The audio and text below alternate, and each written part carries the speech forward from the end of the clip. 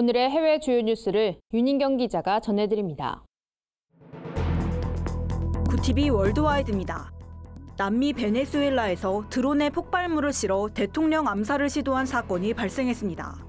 니콜라스 마두로 대통령이 야외 연단에서 연설하는 도중 갑자기 커다란 폭발물이 들리자 사람들이 놀란 듯 위를 쳐다봅니다.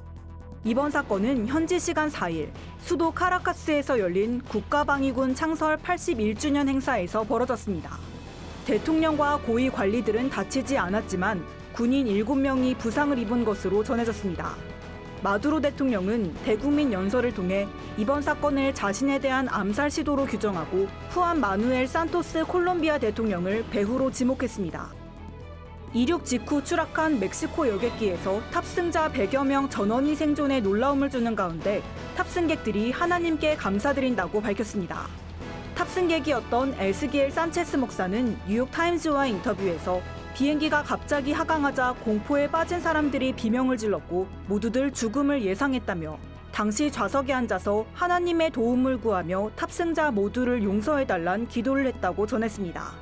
또 다른 생존자 루디 디아즈는 우리 모두 살아났다는 사실이 아직도 믿기지 않는다며 우리에게 두 번째 기회를 준 하나님께 감사드린다고 말했습니다. 대다수 미국 개신교인들은 하나님은 믿는 자들이 재정적으로 부유하게 사는 걸 원한다고 생각하는 것으로 나타났습니다. 라이프웨이 연구소가 개신교인 1000여 명을 대상으로 설문조사를 실시한 결과 응답자의 3분의 2가 하나님은 내가 물질적으로 잘 살길 원한다고 답했습니다. 라이프웨이 연구소는 교회에 더 많이 나가는 성도일수록 하나님이 재정적인 축복을 줄 것이라고 생각하는 경향이 강하게 나타났다며 많은 복음주의 지도자들이 번영신학을 반대하지만 여전히 적지 않은 이들이 번영신학을 믿고 있다고 전했습니다. 그리스 기독교인들이 사상 최악의 산불에 고통을 겪는 그리스를 위해 기도를 요청했습니다. 최근 수도 아테네 북동부에선 90여 명이 숨지고 수백 명이 부상을 입는 대형 산불이 발생했습니다.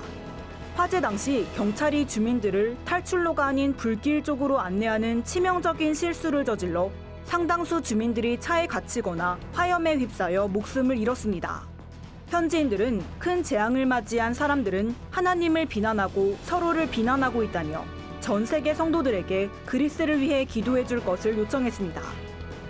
성소수자들의 스포츠 축제인 게이게임스의 10번째 대회가 프랑스 파리에서 막을 올렸습니다. 게이게임스는 동성애자와 트랜스젠더 등 성소수자들이 다양한 스포츠를 하며 친목을 다지는 대회로 4년마다 개최됩니다. 오는 12일까지 펼쳐지는 이번 대회엔 91개국에서 10,000명이 넘는 성소수자가 참가했습니다. 로이터 통신에 따르면 올해는 성소수자를 반대하는 국가에서도 선수들이 다수 출전했습니다. 반동성애법을 제정한 러시아에선 58명이 참석했으며 이집트와 사우디아라비아 등 무슬림 국가에서도 선수들이 출전했습니다. 구티비 뉴스 윤인경입니다.